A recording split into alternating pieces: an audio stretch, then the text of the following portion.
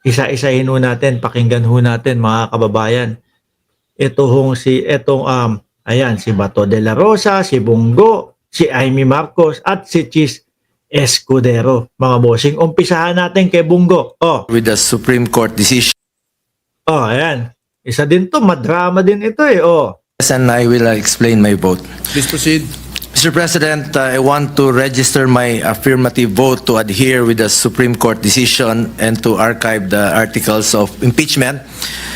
The Supreme Court has already spoken in a crystal clear language.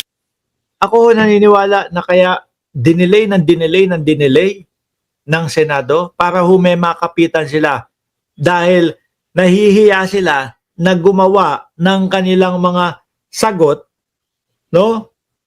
Nang wala silang maibibigay na ito dahilan ko kung bakit ayaw kong maituloy yung impeachment. Kasi tatanungin at ibabalik lang ho sa kanila na mamamayang Pilipino yan eh. Bakit ayaw mo makita yung mga ebidensya? Ayaw niyong ipaalam sa mamamayang Pilipino. Sabi ni Sako Rambo na high blood ako kagabi. Lahat naman ho siguro mga kababayan. Pero hindi pa din ho pwedeng sabihin nitong mga kupal na mga DDS na to na umiiyak tayo. Bakit to? Wala naman tayong tatay na nakakulong doon sa Hague. Wala naman tayong tatay na posibleng umuwi ng abo na. Itong impeachment na ito, sige, hindi natuloy ngayon. February 6, pwede pa din. Next year. Di ba? At kapag wala na silang maibutas sa pasa ng susunod na impeachment, yari sila. Di ba? Paano nila sasabing iyak tayo? Hanggat ho nakakulong si Duterte doon sa The Hague, no, hanggat hindi nila nakikita ang dating Pangulong Duterte diyan sa mga telebisyon, nag-iiyakan po at masakit ang mga puso ng mga DDS na yan. No? Tayo po, chill lang. Okay, sige. Hindi nanalo. Walang problema. No? Okay. Walang nanalo. Sila ang nanalo. Si Duterte nakakulong pa din. Sabi ni Joy Acop, bopol talaga ang Pilipino. Sino ba ang mga binoto nila? Ngayon, puro angal. Pinakikinggan ba nila tayo? Hindi, di ba? Well, good kung sakali man. Puro tayo comment. Wala rin. Real talk lang po, Sir Mark. Yun lang naman talaga ang gagawin natin kasi hindi naman tayo senador. Hindi naman tayo mga congressman. No?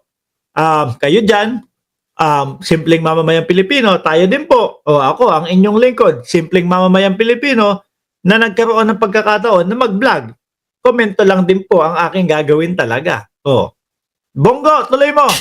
The court unanimously ruled that the articles of impeachment against the Vice President are unconstitutional.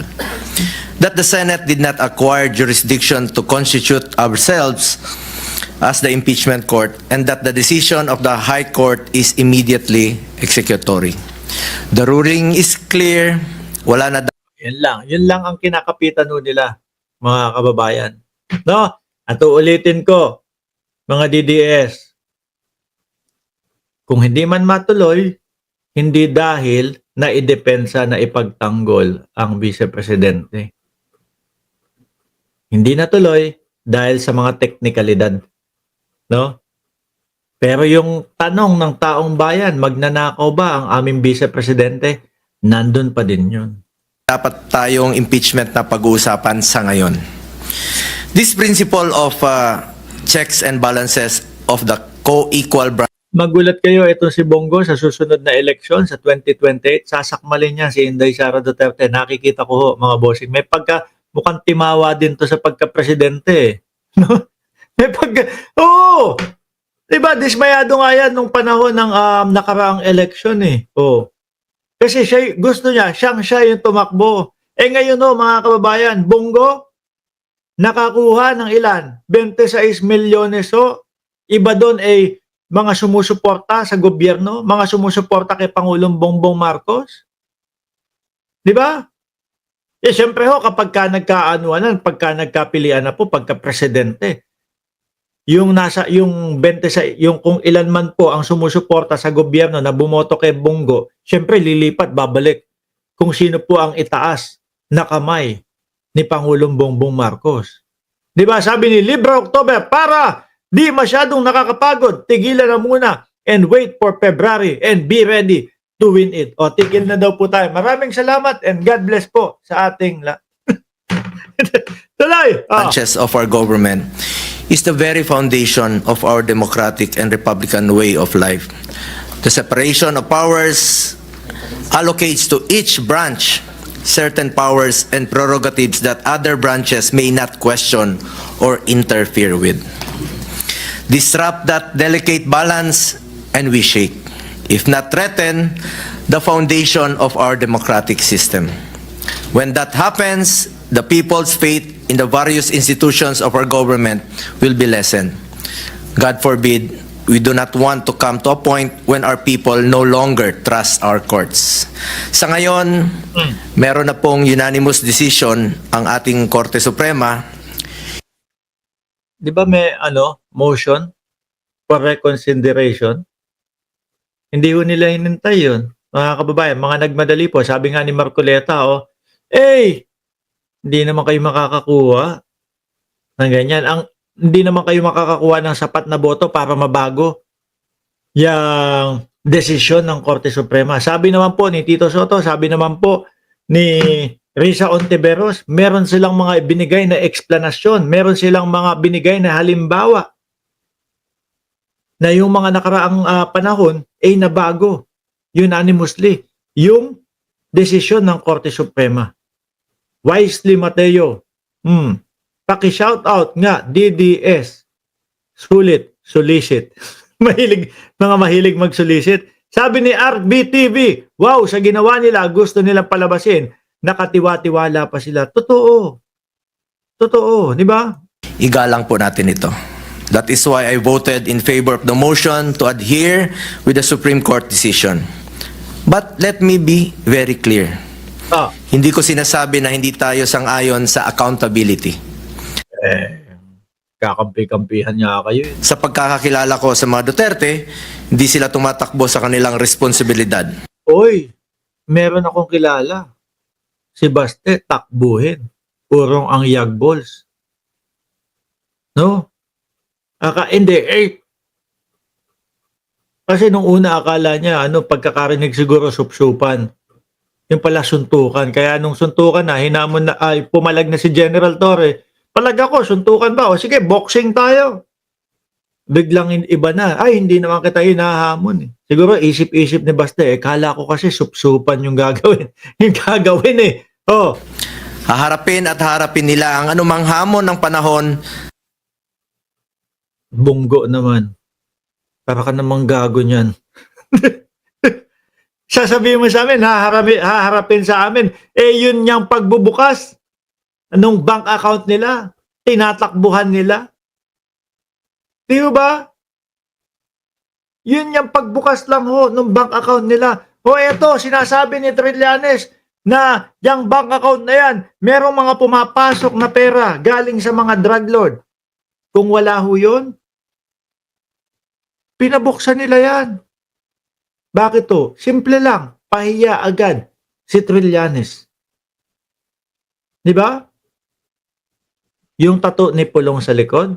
Simple lang. Para maipahiya si Trillanes. Sinasabi, may tattoo si Pulong sa likod. Dragon. Mukhang bulati na lang mga kababayan. Dragon. Para ipahiya si Trillanes. Eto Trillanes, yung sinasabi mo, pakita yung tattoo. Pag walang naipakita ang tattoo, malamang wala nang naniniwala kay Trillanes, mga kababayan. Ganun lang yun. Mga takbuhin ang mga Duterte, mga boss. Basta ginawa lamang po ito sa tamang paraan. Nabanggit din ni Vice President Sara Duterte na handa niyang harapin. Ganun. Handang harapin, mga bossing. Gusto ko ng bloodbath. Tapos pagkadating, dismiss, technicalidad. Sabi ko sa iyo, Bongo, hindi nyo na ipaliwanag o hindi nyo na idepensa ang vice-presidente o hindi na idepensa ng vice-presidente o walang naipaliwanag ang Vice Presidente na siya ay hindi nagnakaw sa kaban ng bayan. ang impeachment case laban sa kanya. Ang sabi ko nga noong nagsalita ako rito last June para i-suggest na ibalik ang articles of impeachment sa House of Representatives upang matingnan at masigurong nasusunod ang tamang proseso. I said that justice done the wrong way is not justice at all. Marami namang mekanismo upang mapanagot ang kahit sino mang opisyal ng gobyerno na may pananagutan.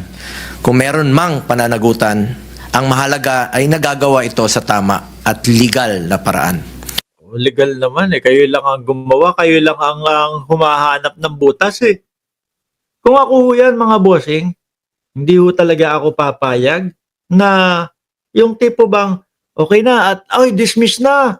Kung ako ang Vice President, uy dismiss na yung impeachment mo. No, hindi ako papayag. Bakit? Kasi alam ko nasa utak ninyo magnanakaw pa din ako. Alam ko na nasa utak ninyo hindi ko na idepensa yung sarili ko. Hindi ko napatunayan na hindi ako nagnakaw. Alam ko, no, na nasa isip ng mamamayang Pilipino. Kaya ang sasabihin ko, hindi, ituloy natin itong impeachment na ito. Bakit? Gusto kong linisin ang pangalan ko. Gusto kong malaman ng sambayan ng Pilipino na ako ay hindi magnanakaw. Oh, di ba? Kung malinis talaga. Pero wala. Kapag ka ho ang isang leader, mga kababayan, okay na sa kanya. Yung dismiss, okay na. Hindi ay kaso iniisip ng mamamayang Pilipino na magnanakaw ako. Okay na yun, ayaw mo na. Basta dismiss, wala nang problema yun. Nako, baka may problema sa mga yan talaga. Di ba?